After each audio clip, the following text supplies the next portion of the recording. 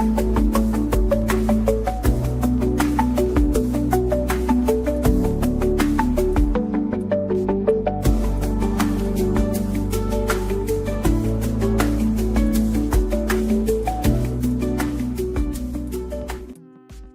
po mga kakabsat, grabe naman tong topic ni attorney. Sabi niya dito, bibiglain na lang ayon kay Trillanes pag-aaresto kay Bongo. Nako po, unseal ang ICC arrest warrant niya. Bongo! Diyos ko po, Rudy! So, saglit lang to, 8 minutes lang to. At syempre sa mga bagong pasok dyan, huwag kalibutang mag-like and subscribe. Pinapayak na naman si Bongo nito Diyos ko po. Wala nang maraming paligoy-ligoy pa. Diretso sa punto na. Maiksi lang ang komentaryo, pero diretso sa punto. Maraming kuro-kuro, may tiwali, may totoo. Dito, sa puntong diretso tayo. Punto, diretso. Mga kabunyog, ayon kay dating Senador Sonny Trillanes, posible raw na i-unseal na ang warrant of arrest ni Bongo. Paktay.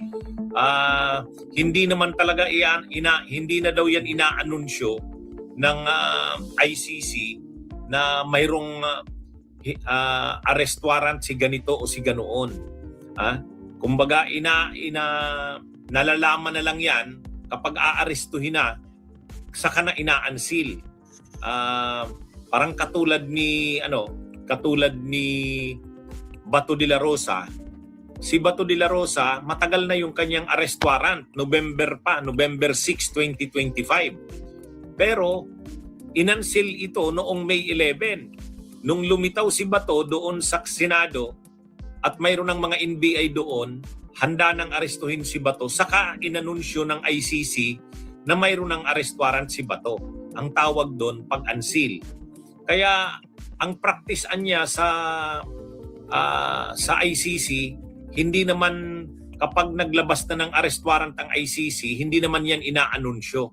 Kasi makakahanda na yung aarestuhin kung iaanunsyo pa. Tama. Ang ginagawa, kapag aarestuhin na, saka ina-unseal. Ngayon, ayon kay dating Senador Sonny Trillanes, posible na pag-aarestuhin na si Bongo ay saka i-unseal ang arrest warrant. Pero sa ngayon, hindi daw ito i-anunsyo ng ICC. Ito pong mga warrants po na i-issue, kung darating man yan, una-una hindi malalaman ni Pulong yan. Yung tatay nga niya, si Digong, hindi nalaman na may warrant na siya. Tama. So hindi nila malalaman po yan. Ngayon, opo. Pero ito po, ang basihan po ng mga warrant na yan ay yung sa mga krimen na ginawa nila nung tayo ay miyembro pa from 2011 to 2019. Mm-hmm. At ito, may jurisdiction po yung ICC dyan, base na mismo sa Korte Suprema. Kaya yan po kasi yung naratibo nila na kahit sino na lang daw ay pwedeng damputin ng ICC arbitrarily. So hindi po yan. Hindi naman tayo nag-commit ng EJ case. Agree. Kaya wala po naman tayong kailangan na ialala.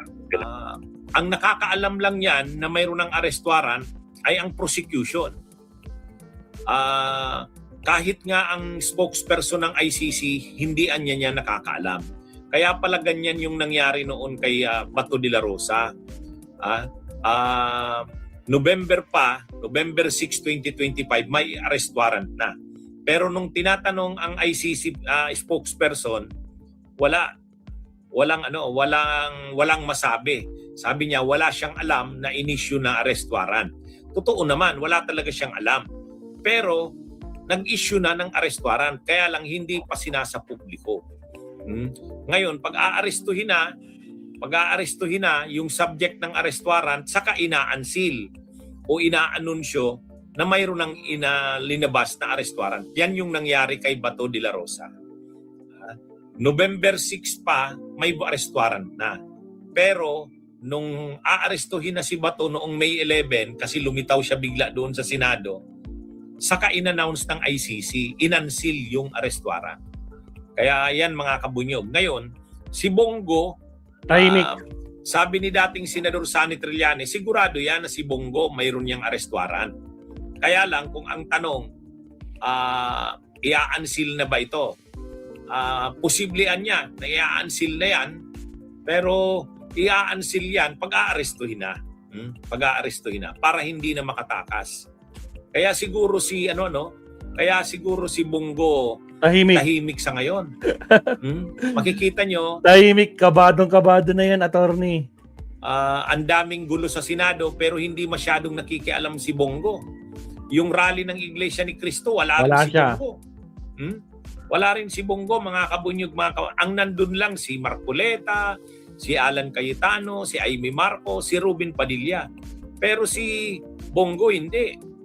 Parang alam na ni Bongo na magkakaproblema rin siya sa mga susunod na mga araw. At alam niya na ang seryosong problema niya, yung arrest warrant galing sa ICC.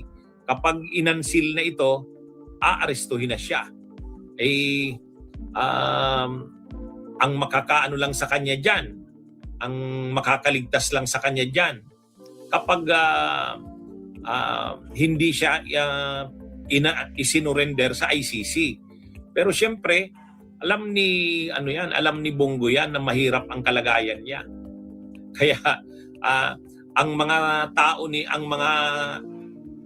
ni Duterte, iba-iba ang mga kasong kinakaharap. May crimes against humanity, tulad ni Digong, crimes against humanity. Si Bato, crimes against humanity. Itong kay Bongo, crimes against humanity yan. Tapos si Harry Roque naman, qualified human trafficking. Non-bailable din yan. Kibuloy, qualified human trafficking. Si Mike Defensor, qualified human trafficking. Plus plunder. Si Marcoleta, plunder. May kasong plunder din si Mike Defensor. Kaya mga kabunyog, mga kababayan, talagang lahat halos ng tao ng Duterte. May kanya-kanyang mga kasong kinakaharap. Si Bongo,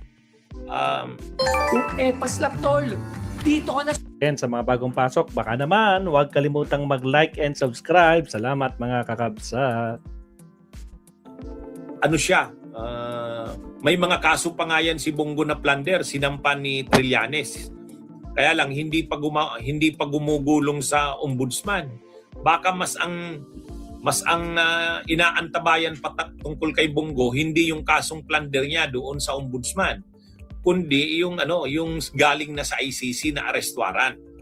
Kaya ito mga kabunyog na mga kababayan ang inaabangan ngayon. Sabi ni dating Senador Sonny Trillanes, ayaw niyang sabihin kung may arrest warrant na, pero ang sigurado daw diyan kapag aarestuhin na, saka yan i-unseal. Yan, At ang sabi ni dating Senador Sonny Trillanes, posible raw na i-unseal na yung warrant of arrest na yan. Pag-aarestuhin na si Bongo. Ayan, mga kabunyog. Si Bongo kasi hindi yata nito kayang magtago na tulad ni Bato. Kaya ang iniisip din siguro ni Bongo kung paano siya hindi madadala sa ICC. Kaya lang mahirap kasi crimes against humanity yan.